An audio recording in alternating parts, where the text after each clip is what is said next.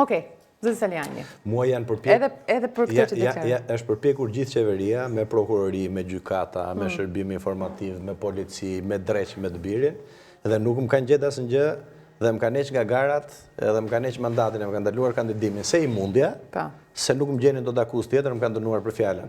Tani, në politik ka një përgjegjësi për fjallën, dhe mes kolegësh ka një kujdes, që e para njerë, si është politik, thuet një akuzë mbahet, i është përgjigjur zotëria i Elbasanit, kanë zjerë foto me këtë, atë që akuzoj, me këtë njëri unë që nëzorët ju.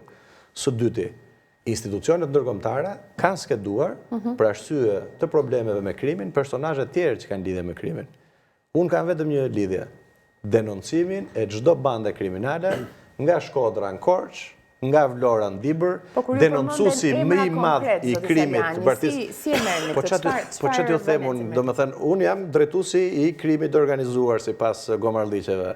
Në Shkodër ishin Bajrat dhe Beneci që kanë emëruar këta. Dhe Bajrat që i kanë pas se nuk du të jap këta.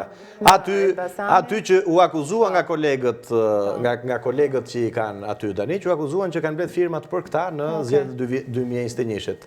Në Korçë ishte krimi organizuar, që se disa aty nuk njohin emra. Në Gjirokastër nuk gjetën dot. Pra ku shkon, idh në një akuzë, di cili është qëllimi gjithë kësaj.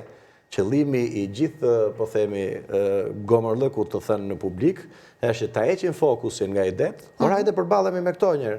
Po, ta zem se unë kam probleme. Nxirra faktin, edhe të gjykoj publiku. Po këto që them unë, qëndrojnë apo nuk qëndrojnë? Se nuk meritojnë fare të merremi. Përpara se shkojmë. Po pra, unë hyj tek ata njerëz